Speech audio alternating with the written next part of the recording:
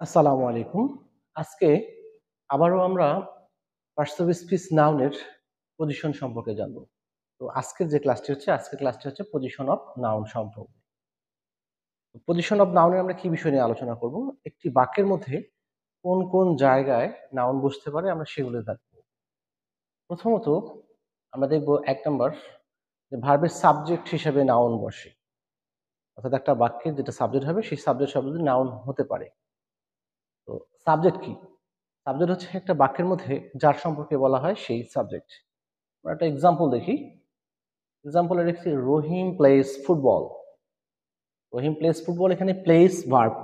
এই ভার্বের সাবজেক্ট হচ্ছে রহিম এবং সাবজেক্টটি যেহেতু নাউন হতে পারে এবং আমরা জানিও রহিম হচ্ছে একটি নাউন শব্দ।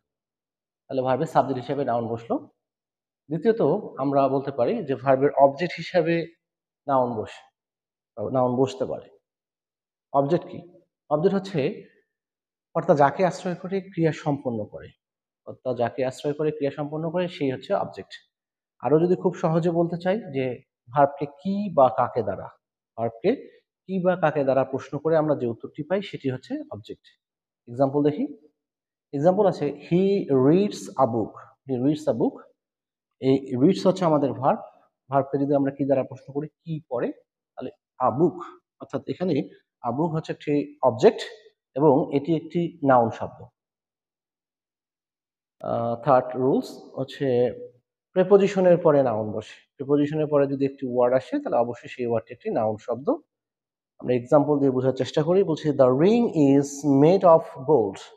অফ একটি প্রেপোজিশন এবং এর পাশে আছে গোল্ড, তাহলে প্রেপোজিশনের পরে যে একটি শব্দ সেটি অবশ্যই নাউন শব্দ। তাহলে এখানে গোল্ড হচ্ছে একটি নাউন শব্দ। চতুর্থ যে পজিশন দেখব কমপ্লিমেন্ট হিসাবে। কমপ্লিমেন্ট হিসাবে নাউন বসতে পারে। তো কমপ্লিমেন্ট কি? আচ্ছা, কমপ্লিমেন্টের একটা ডেফিনেশন আমরা এখানে অ্যাড করেছি। কমপ্লিমেন্ট বলছি যে কোনো শব্দকে যদি এমন কোনো শব্দ দ্বারা পরিবর্তন করা যায় এবং পরিবর্তিত শব্দটি দ্বারা যদি ওই শব্দটিকে বোঝায়, তবে তাকে যে শব্দের পরিবর্তিত শব্দ হিসেবে ব্যবহার করা হচ্ছে তার কমপ্লিমেন্ট বলে।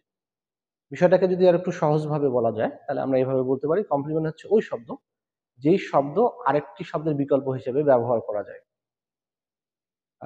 বিষয়টাকে আরো এক্স্যাক্টলি ক্লিয়ার করতে গেলে আমি এইভাবে বলতে পারি, পিপাসা লাগলে যেমন আমরা পানি পান করে তৃষ্ণা দূর করি, অনুরূপভাবে পানির পরিবর্তে আমরা জুস বা দুধ দিয়েও পিপাসা দূর করতে পারি।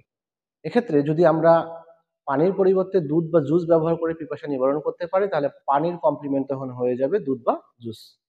আমরা এখানকার একটা এক্সাম্পল দেখি। এখানে আমরা লিখেছি শি ইজ আ গার্ল। এক্সাম্পলের ছিল শি ইজ আ গার্ল। তো এখানে শি এর কমপ্লিমেন্ট হিসেবে আমরা গার্ল ব্যবহার করেছি, অর্থাৎ শি কে আমরা গার্ল দ্বারা পরিবর্তন করতে পারি, অর্থাৎ শিও যে গার্ল সেই অর্থাৎ শি এর বিকল্প শব্দ হচ্ছে গার্ল, আর এই গার্ল শব্দটি একটি নাউন শব্দ। ফিফথ যে পজিশনটি আছে সেটা হচ্ছে নাউন ইন অ্যাপোজিশন হিসাবে নাউন বসে। নাউন ইন অ্যাপোজিশন হিসাবে নাউন বসে। এখন নাউন ইন অ্যাপোজিশন কি? আমরা এখানে একটি ডেফিনেশন অ্যাড করেছি। নাউন ইন অ্যাপোজিশন হচ্ছে কোনো নাউনের পরে যদি এমন কোনো শব্দ বসে ওই নাউন সম্পর্কে অতিরিক্ত কোনো তথ্য দেয়, তবে সেই শব্দটিকে যে নাউনের অতিরিক্ত তথ্য দিচ্ছে তার নাউন ইন অ্যাপোজিশন বলে। ওকে, নাউন ইন অ্যাপোজিশনের একটা এক্সাম্পল আমরা দেখি। এখানে লিখেছি mister Imran Ali a teacher is my uncle.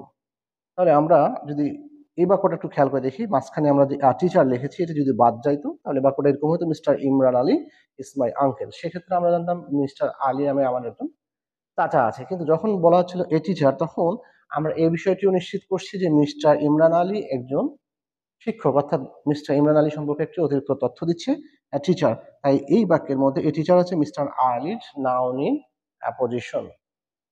R fifth রুলসে আমরা একসাথে তিনটি রুলস এখানে ঢুকাইছি। একটি হচ্ছে যে আর্টিকেলের পরে যদি একক কোনো শব্দ থাকে তাহলে সেটি অবশ্যই নাউন। দ্বিতীয়ত লিখেছি আমরা পসেসিভ অ্যাডজেক্টিভ। পসেসিভ অ্যাডজেক্টিভ কোনগুলি? যে my, our, your, his, their, its, এগুলো এদের পরেও একটি ওয়ার্ড থাকলে সেটি অবশ্যই নাউন শব্দ এবং অ্যাডজেক্টিভের পর যদি একটি ওয়ার্ড থাকে তাহলে সেটিও হচ্ছে নাউন শব্দ। আমরা প্রত্যেকটার একটা করে উদাহরণ দেখার চেষ্টা করি।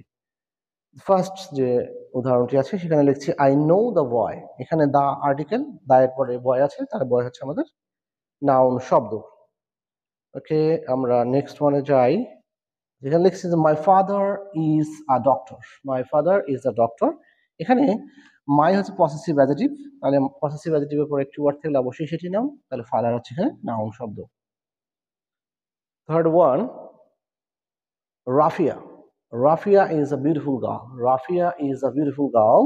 এখানে বিউটিফুল একটি অ্যাডজেক্টিভ ওয়ার্ড, আর এই অ্যাডজেক্টিভের পরে একটি ওয়ার্ড আছে গার্ল, তাহলে গার্ল হচ্ছে একটি নাউন শব্দ। আমরা যদি এই রুলসগুলি একটু বারবার করে বোঝার চেষ্টা করি, তাহলে আমাদের পজিশন অফ নাউন জানাটা খুবই সহজ হয়ে যাবে। আর এই পজিশন অফ নাউন আমরা যখন ফিল ইন দ্য ব্লাঙ্কস করতে যাব বা সাফিক্স প্রিফিক্স করতে যাব, তখন এটা অত্যন্ত গুরুত্বপূর্ণ একটা টপিকস হয়ে দাঁড়াবে। তাই আমরা খুব মনোযোগ সহকারে এই পজিশন অফ নাউন জানার চেষ্টা করব। Thank you.